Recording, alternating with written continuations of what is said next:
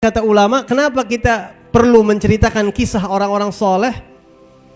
Di Bangil ada Al-Habib Abu Bakar bin Husain As-Segaf. Beliau ini adalah murid daripada Al-Habib Abu Bakar bin Muhammad As-Segaf Gresik. Ya. Ma'ruf Al-Habib Abu Bakar bin Husain As-Segaf yang seumur hidupnya beliau telah mengkhatamkan Ihya beberapa kali bahkan. Itu Al-Habib Abu Bakar bin Husain As-Segaf.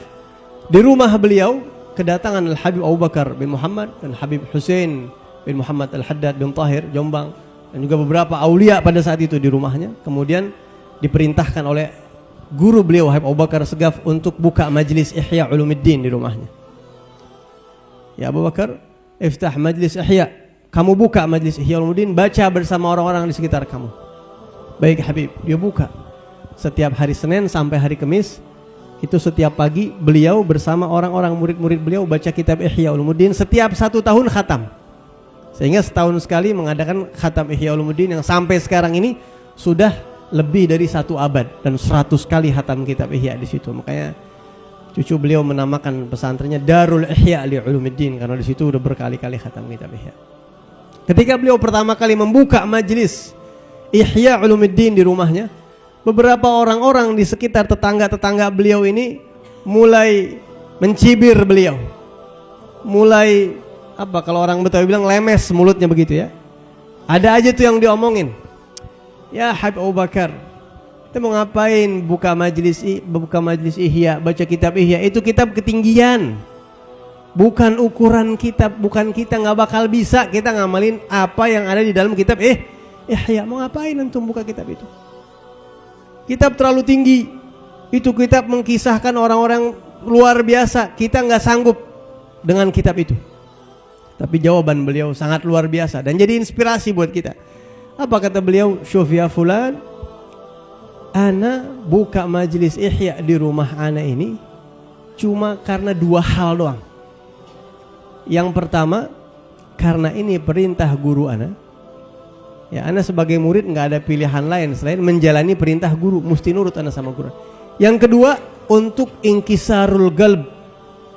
Kalau kita baca kitab Ihya, itu banyak kita lihat amalan-amalan orang soleh, sifat-sifat aulia yang begitu kita baca, kita ngaca sama mereka, kita ini rasanya nggak ada apa-apanya. Kita kayaknya nol, ya Allah, kita ini siapa? Jauh banget, bagaimana kita? Sehingga ketika kita membaca kisah itu, lahirlah di hati inkisarul qalb. Ya Allah, saya nggak ada apa-apanya. Ya Allah, saya masih nol. Ya Rabb, saya ini nggak punya apa-apa. Seperti yang tadi disebutkan sama Abdurrahman Syahab itu. Ya, sampai kepada tingkatan yang ketiga tuh orang kalau udah ilmunya tinggi, ya Rabb, saya ini nggak punya apa-apa. Baca kitabnya ini kan fulan Habib fulan.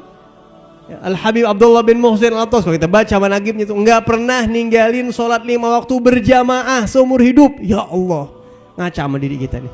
Al-mu'min mir'atul mu'min. Ya Rabb, saya ini kayak apa? Kecuali di akhir-akhir hayatnya ketika beliau udah nggak sanggup bangun lagi untuk sholat.